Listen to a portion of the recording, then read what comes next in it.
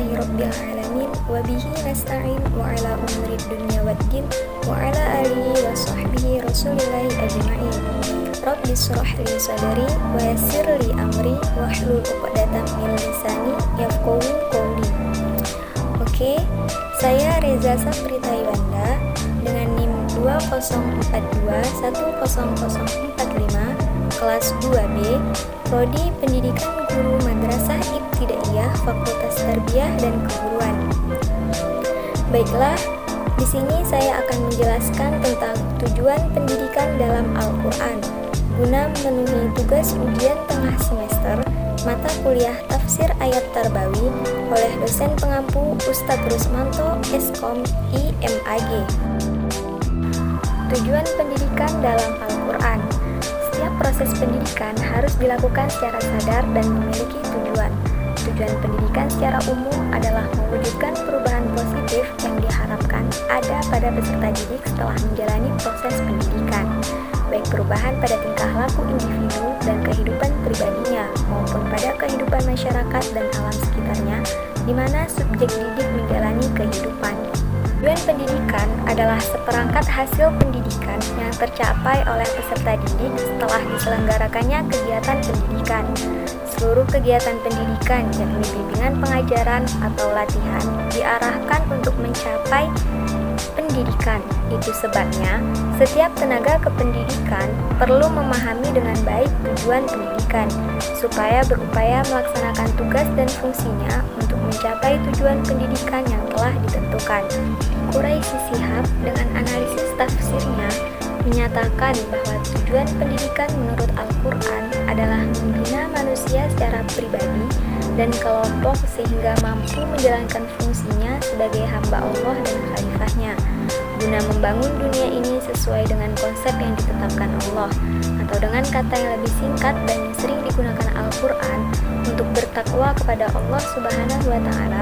Begitu juga Mursi, ia berpendapat bahwa tujuan utama pendidikan adalah peningkatan manusia yang menyembah dan mengabdi kepada Allah dan takut kepadanya.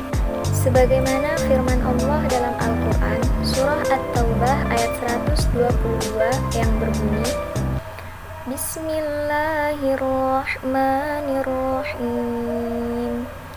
Wa ma kanal mu'minuna liyanfiru kaffah falawla nafara min kulli firqatin minhum ta'ifatan liyatafaqahu fid din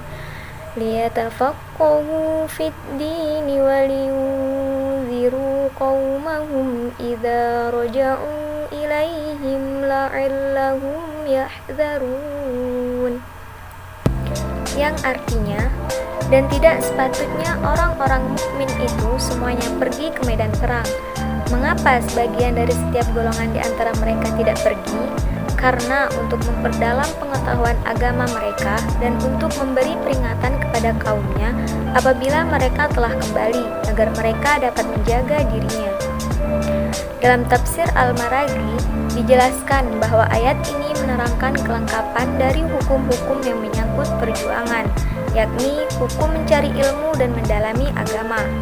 Artinya, bahwa pendalaman ilmu agama itu merupakan cara berjuang dengan menggunakan hujjah dan penyampaian bukti-bukti, dan juga merupakan rukun terpenting dalam menyeru kepada aman dan menegakkan sendi-sendi Islam.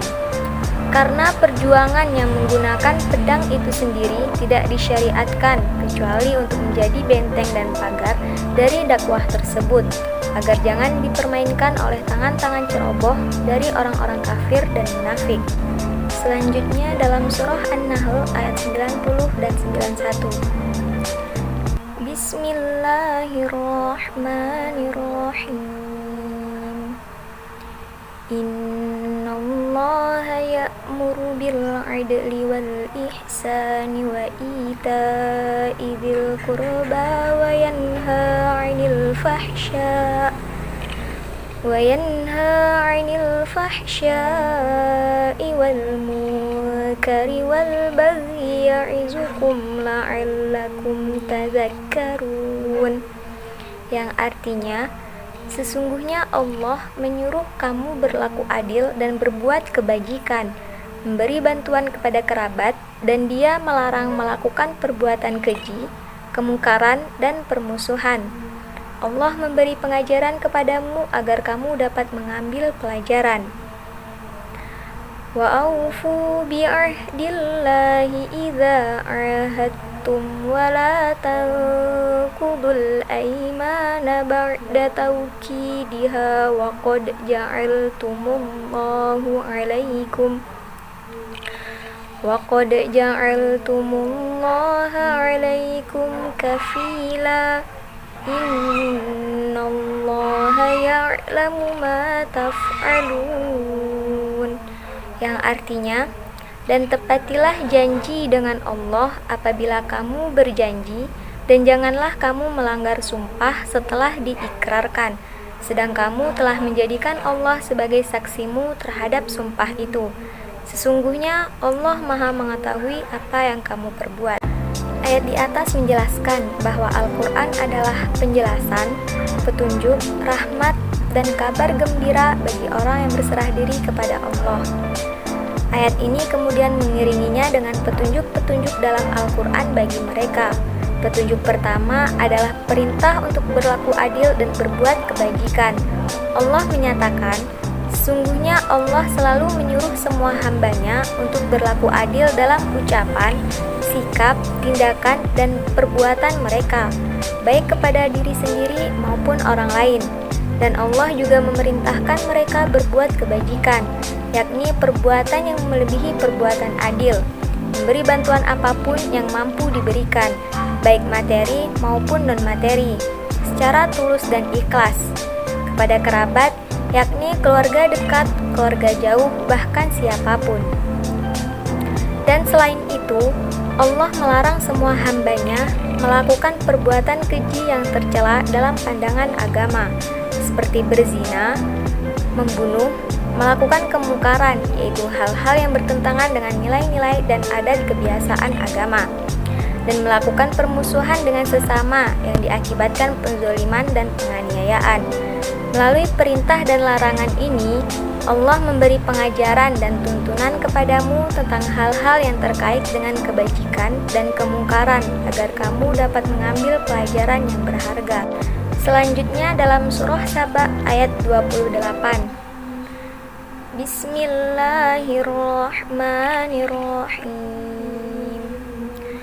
Wa ma arsalnaka illa kaffatan linnasi basyiran wa nadhira walakinna aktsaran nasi la ya'lamun, yang artinya, dan kami tidak mengutus engkau melainkan kepada semua umat manusia sebagai pembawa berita gembira dan sebagai pemberi peringatan, tetapi kebanyakan manusia tidak mengetahui. Kemudian surah Az-Zariyat ayat 56 dan 58. Wa ma khalaqtul jinna wal insa illa liya'budun. Dan aku tidak menciptakan jin dan manusia, melainkan supaya mereka mengabdi kepadaku. Innallaha huwar razzaqu dzul quwwatil matin. Sungguh Allah, Dialah pemberi rezeki yang mempunyai kekuatan lagi sangat kokoh. Dalam tafsir Al-Maragi telah dijelaskan bahwa Allah memerintahkan Nabi Muhammad untuk beristiqomah dalam mengajak umatnya mengesahkan Allah, karena sesungguhnya itulah tujuan penciptaan. Aku tidak menciptakan jin dan manusia untuk kebaikanku sendiri. Aku tidak menciptakan mereka melainkan agar tujuan hidup mereka adalah beribadah kepadaku, karena ibadah itu pasti bermanfaat bagi mereka.